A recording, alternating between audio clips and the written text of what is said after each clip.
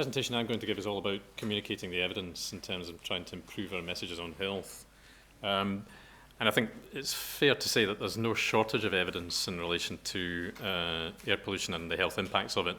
But not all of it says the same thing. A lot of it's conflicting. There's a lot of scientific uncertainty about the subject. And I think what we are keen to do is to try to make sense of all that evidence and try and turn the evidence into meaningful messages which actually help us tackle the problem of air pollution and health. And as far as the Cleaner Air for Scotland strategy is concerned, I was involved in the group that was helping to draft that, and we were very keen to make sure that health featured prominently in the document itself, and I'm gratified to say that I think it does, and I think it does make the point that really the reason we're concerned about air pollution in the first place is primarily because of the impacts it has on people's health, and I was gratified to hear the Minister's talk reflected that as well. So Jackie's right, we were doing a project called the Air Pollution and Health Impacts Project, which was funded by the Scottish Government and SEPA, as well as with European funding.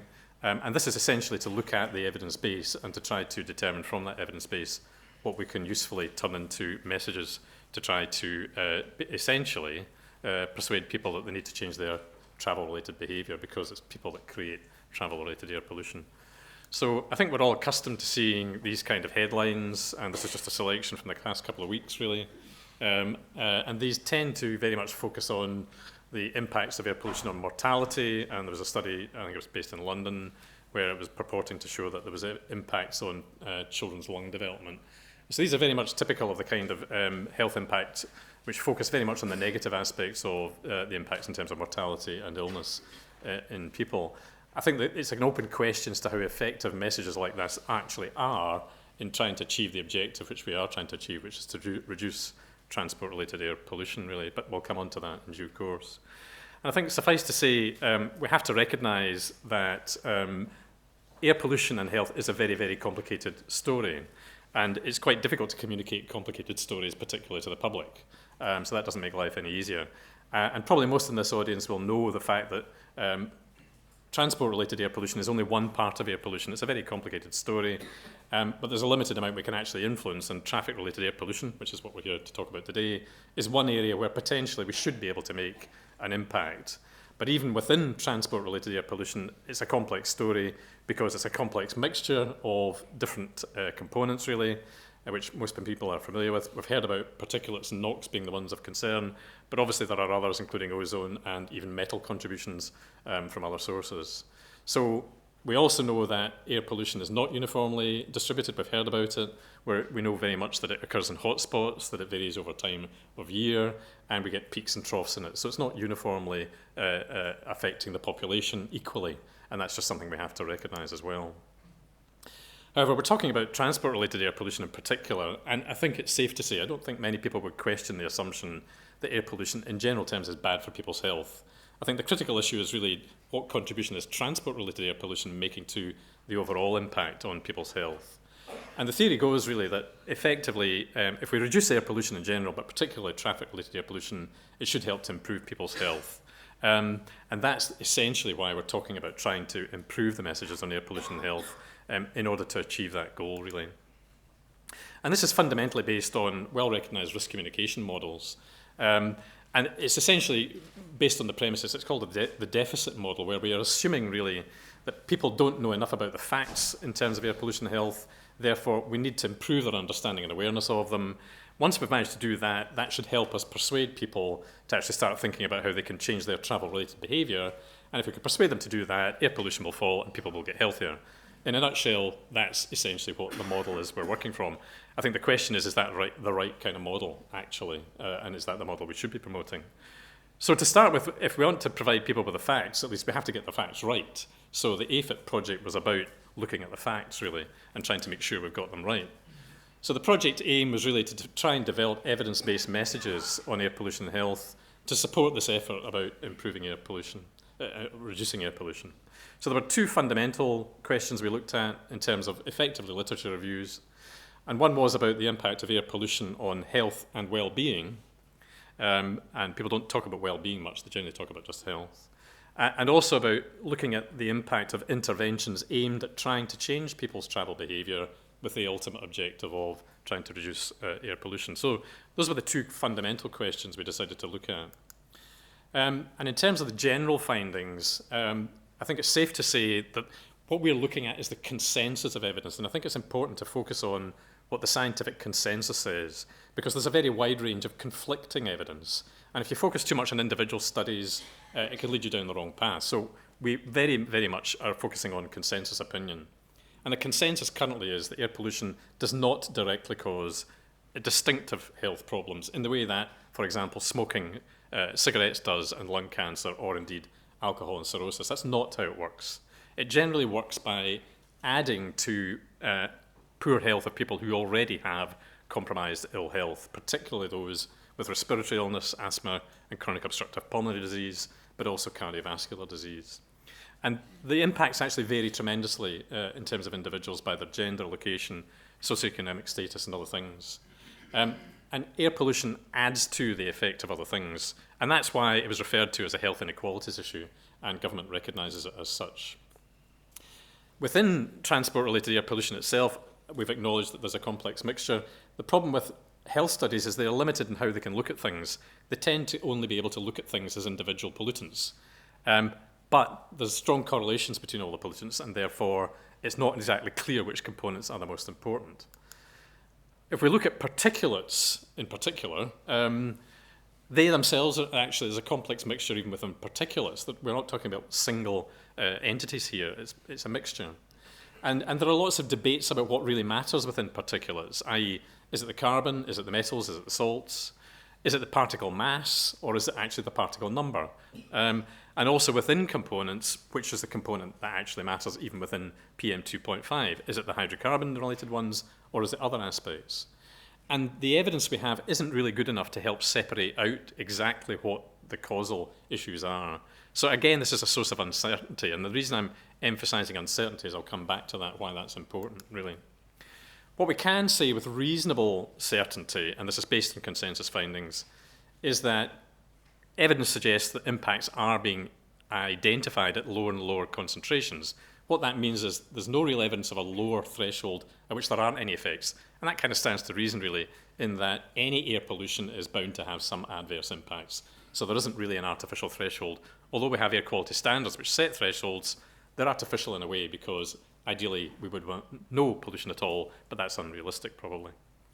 If we look particularly at short-term effects, and we have to differentiate short-term effects and long-term effects, short-term effects are about peaks in air pollution. And it's quite clear from the evidence that there is an increased risk of death from lung disease and heart disease. There is an increased risk of illness and hospital admissions for these conditions.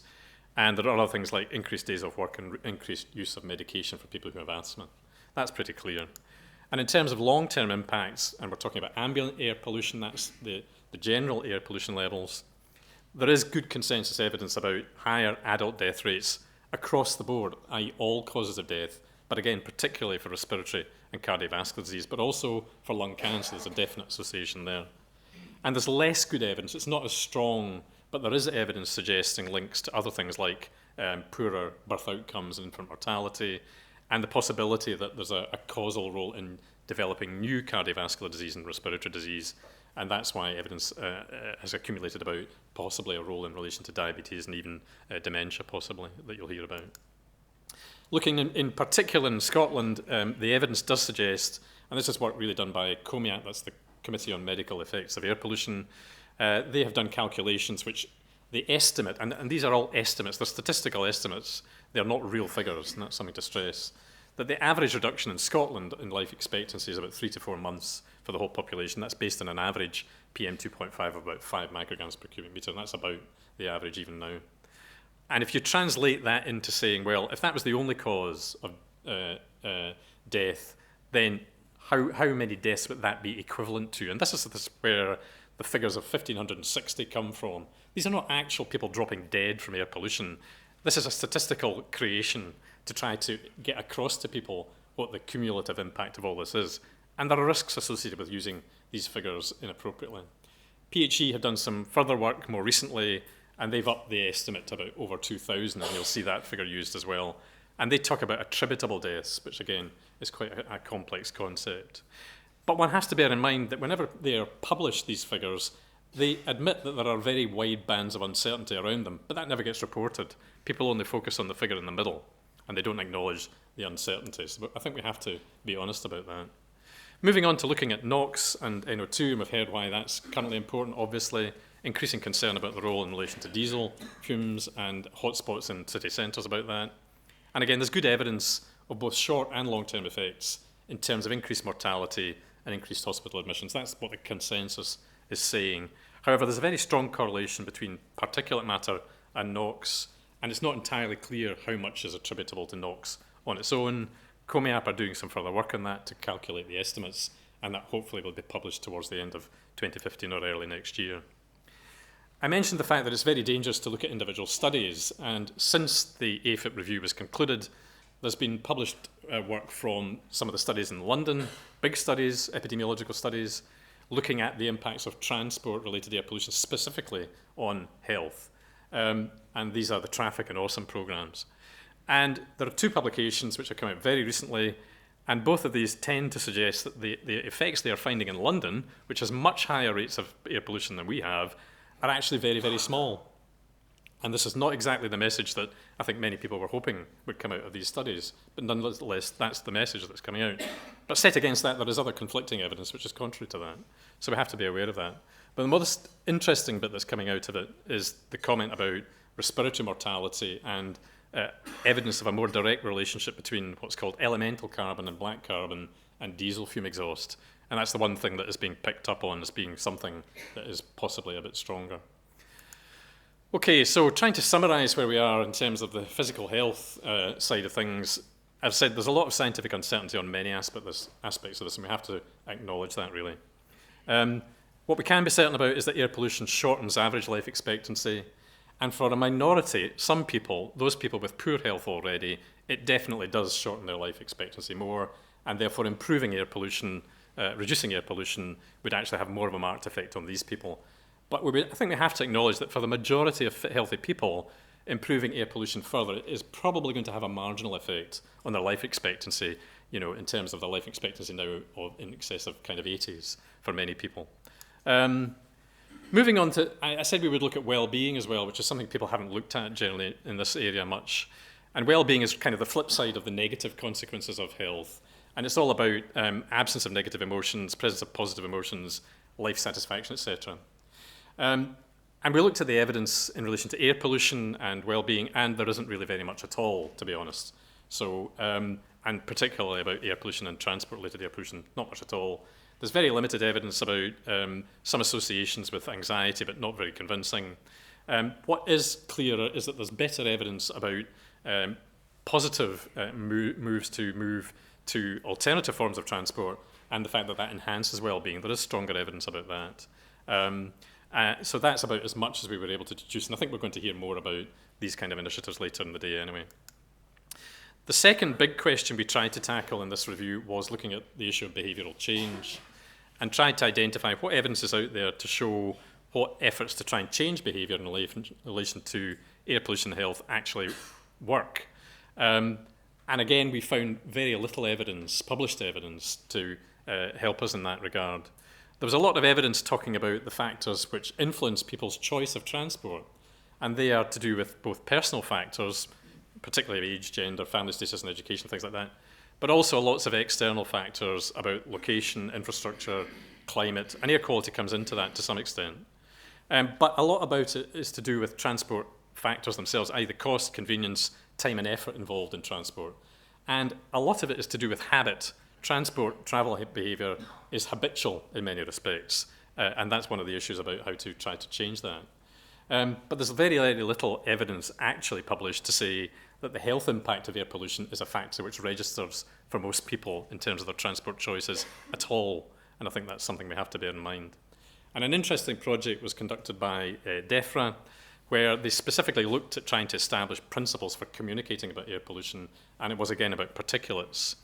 And they showed quite clearly that focusing on negative health impacts actually has a negative reaction amongst people, i.e. people just get revolted by it, they overreact to it, they adopt a resigned attitude or they disengage from the question altogether. In other words, they're just turned off by it. And they were of the view really that also if you try to tackle the question of scientific uncertainty, again that just turns people off. People only really want to know about certainty. So they recommended focusing on the certainties in terms of the evidence, but they also recommended making sure it was done on a very local basis, not trying to tackle it on the kind of wide global national issues, trying to make it very particular and very local, and give people, and they felt quite strongly that you shouldn't be raising awareness about it unless you can actually offer people practical options about how they can change in their own lives, really. So there were some useful lessons from that particular study. There was other evidence looking at things like congestion charging, where again the evidence was that it would be successful, but only successful if you got public engagement and support for it. And there's evidence of where that doesn't work, like the Edinburgh attempt to institute a charging zone here, or restrictions anyway. Another bit of evidence, there's quite a bit of evidence about what are called personal travel plans and feedback programs, which do apparently have more positive effects. And that's where you personalise and particularize it to individuals to help them understand what their travel habits are and what the options are for them changing their travel habits. But that is very resource intensive. It's almost on a one-to-one basis that it has to be done.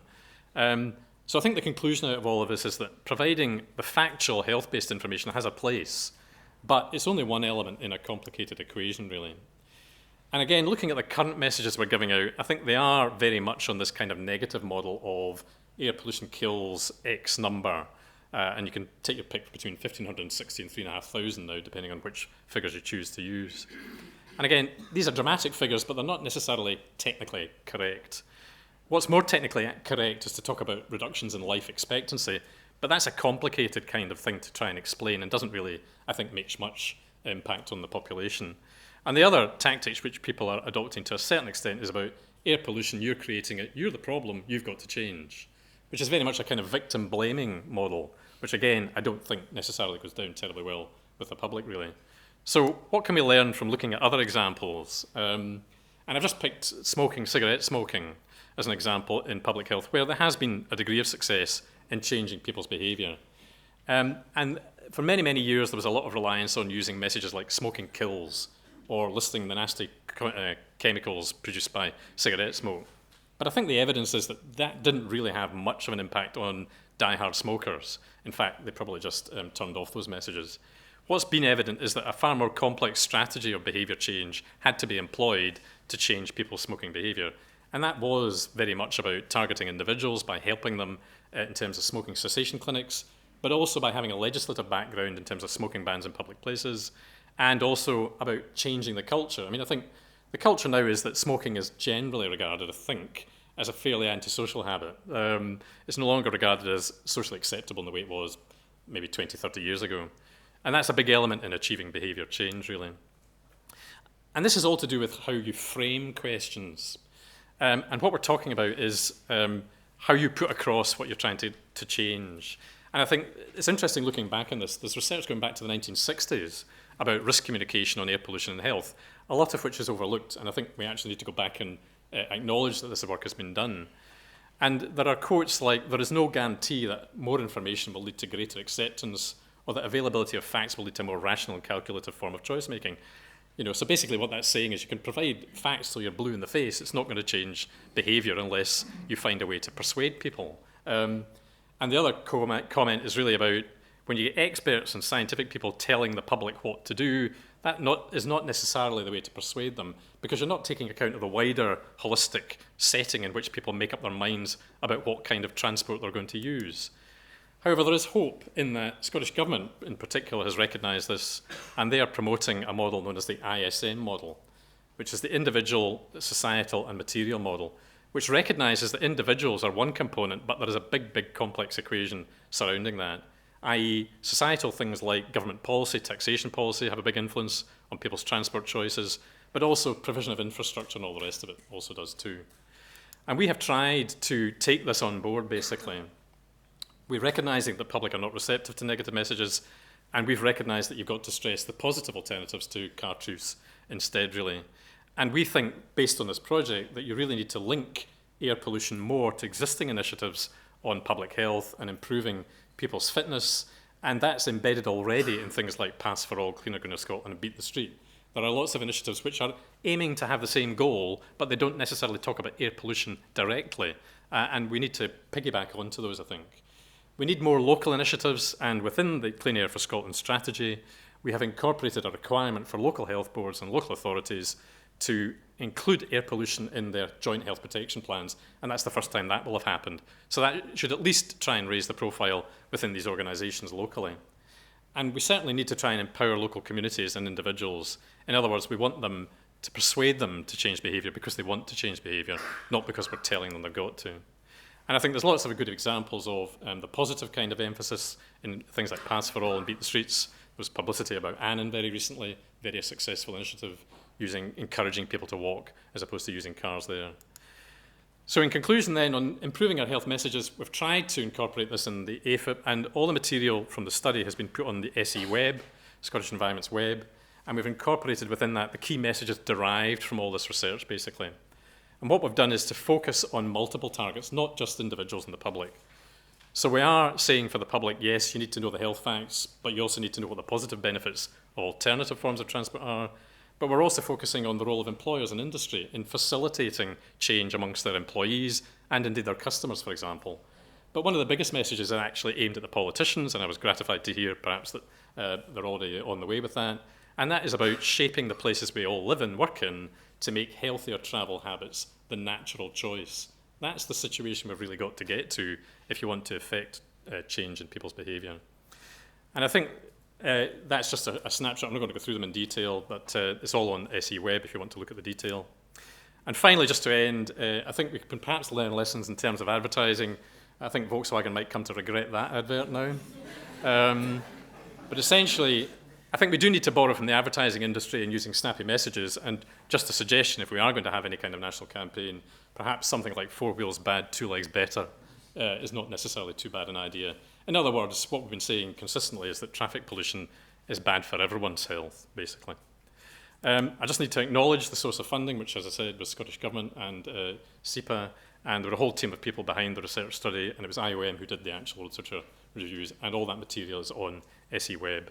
And I also included a list of sources of further information if people want to delve into it further. Thank you very much.